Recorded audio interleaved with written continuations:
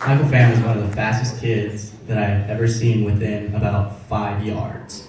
He's got 5 yards, and that's about all he's got. However, it's very useful when it comes to water polo to win the sprint and things like that. So when we would say, who wants to sprint? I got it, coach. Let me get it. Let me get it. Not really. He never wanted to sprint.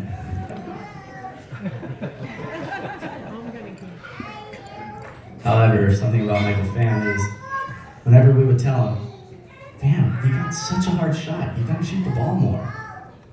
Coach, I shot the ball, but you yelled at me.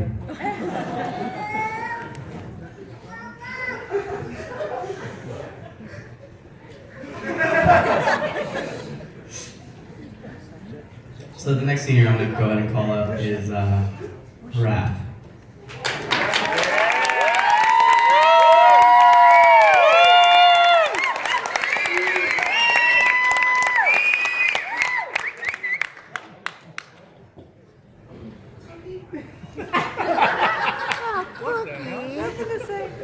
So Raph and I got off to a little bit of a rocky start last year, but he soon made up to it, and he kind of owned up to everything that he wanted to. And this year he's truly showed me how much he could mature within 1 year. Raph really showed me that anything is possible this year. I think we were down by 2 goals against Esperanza. By the way, gentlemen, I did not expect us to put up that big of a fight against Esperanza. You guys did me proud.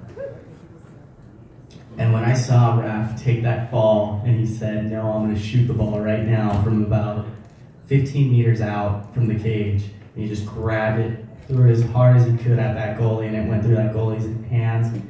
It threw all of us, the entire team, the entire coaching staff, into a flurry, into a frenzy. It was one of the most exceptional shots that I have ever seen to this day.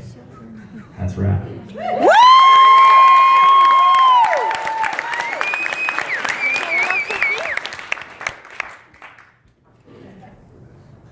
So my next one is kind of built like I am, and he kind of hits me where it hurts when I see him get in that pool, and he tries his hardest to move as fast as he can, but he kind of just can't keep up with everybody else. Mark.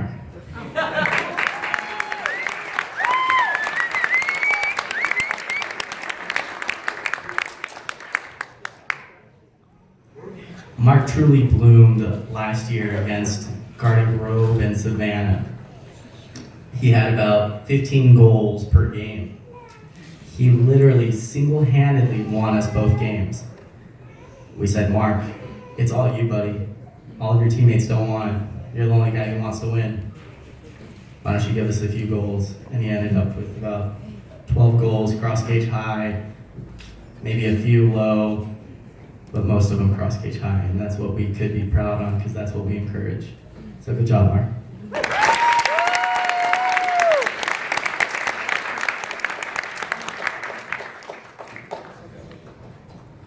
So the next one's a club player, Seth Baker.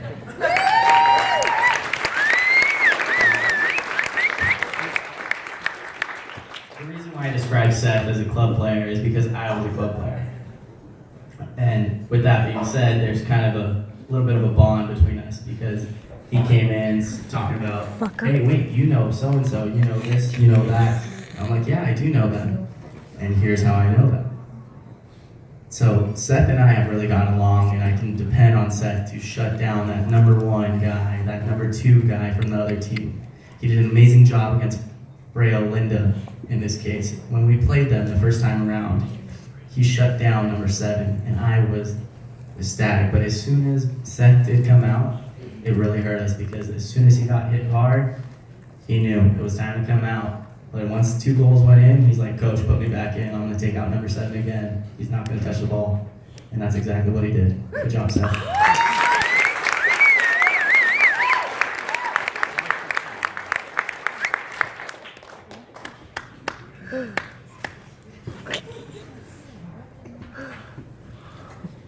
Zane.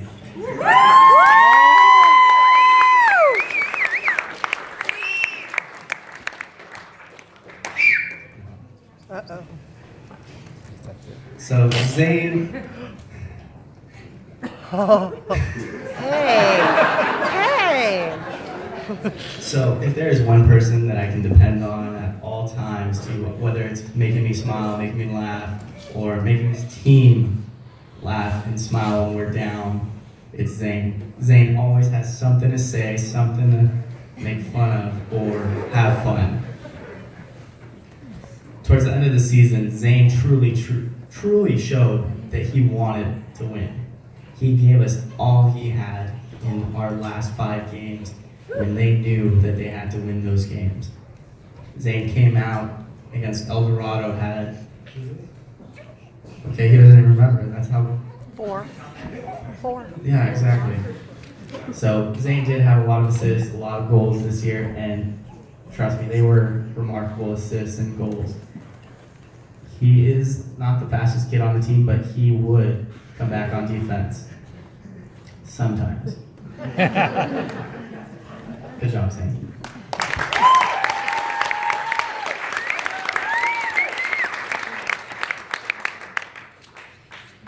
Sean.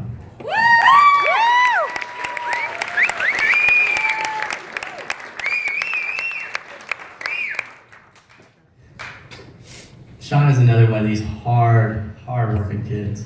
He's probably one of the hardest working kids in the program.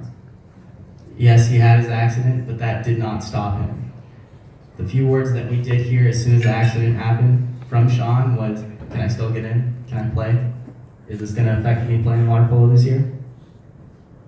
When myself and Coach Blum heard this, it brought tears to our eyes because we don't know how he felt, but the fact that he came out saying, "Can I play this year? Can I play water polo?"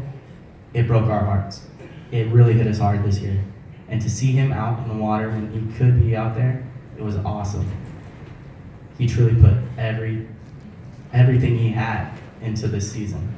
So thank you, Sean.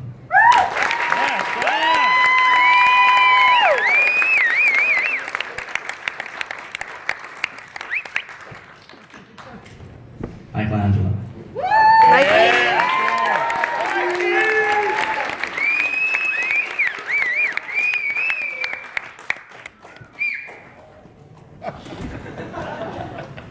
So Mikey plays a position called 2-meter defense.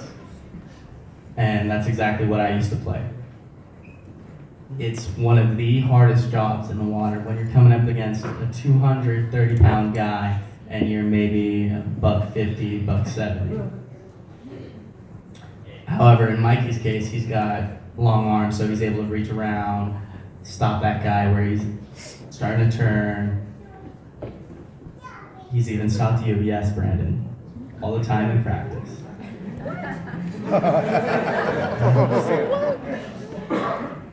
So, with that being said, Mikey very first came to me when I came into the program. When he saw that I was dedicated to this program, he said, "Hey coach, how can I get better? How can I improve upon myself?" "Well, Mikey, if you start showing up every day about 2 hours before practice, I'll help you out here and there." He did exactly that. Sure, he kind of complained about it a little bit here and there, but it's okay because he kept with it and he became one of the stud players of varsity this year. Good job, Mikey.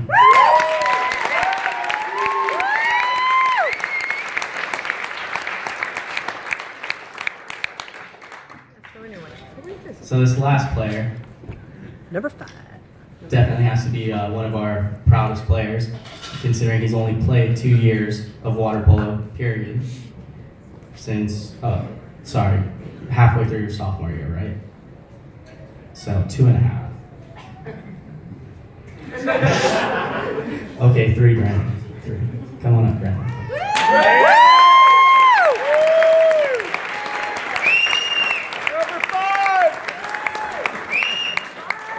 Number 5. So I like to call Brandon Hercules, but the boys didn't really let me sell that name to them. Instead, they called him Fabio. Instead, we kind of just called him Mongo. Because Mongo Smash. Mongo smash. Every time he would get that ball, he'd put it in the back of the net. If you got the ball to him, he was either fighting with someone, he was tearing them apart, or he was just going at it as best as he could. He has ridiculous strength and dedication to this sport. We've heard from multiple people, multiple coaches, that he is unstoppable. You teach him a few little tricks, and he will be a Division I athlete.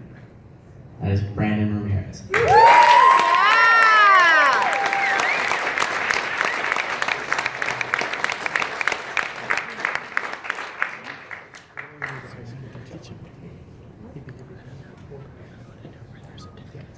Okay, guys, for pictures, go ahead and come up.